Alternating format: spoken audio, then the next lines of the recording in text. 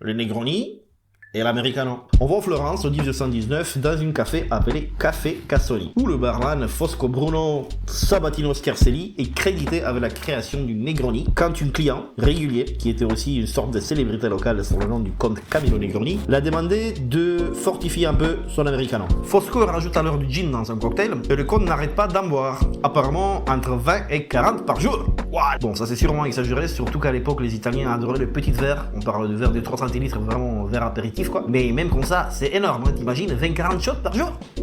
Je pense pas. Bref, les autres clients prennent le goût du cocktail du Col Negroni et ça amène sa popularité partout à Italie. Avec le temps, la recette qui à la base était rien d'autre que l'Americano avec un tout petit peu de gin rajouté évolue à ce qu'on appelle aujourd'hui le Negroni. Puisque l'histoire du deux cocktails est inséparable, on ne peut pas parler d'un sans parler d'autre. L'Americano a été servi la première fois en 1860 par Gaspare Campari dans son café Campari à Milan. Il s'appelait Milano Torino parce qu'il était composé du vermouth rouge qui vient de Touraine et du Campari qui vient du Milan.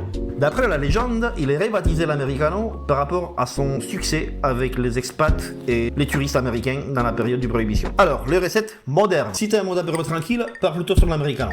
On est sur une chose un peu plus légère, parfait pour l'apéro. Donc dans ton verre old fashion, tu vas mettre tes glaçons, tu vas mettre 3 centilitres du Campari, 3 centilitres du vermouth rouge, tu mélanges, tu topes avec du soda et tu rajoutes une zeste de citron. Pour un mode plus fort, tu peux partir sur le Negroni et là tu chopes ton mixing glass et tu vas le réfléchir, tu sors le glaçon, tu commences par 3 centilitres du vermouth rouge, 3 centilitres du Campari, 3 centilitres du London Dry Gin. Moi, j'aime bien rajouter 2 gouttes d'une solution saline à 20%. Je peux te montrer comment on fait ça dans une épisode prochaine. N'hésite pas à me dire dans les commentaires.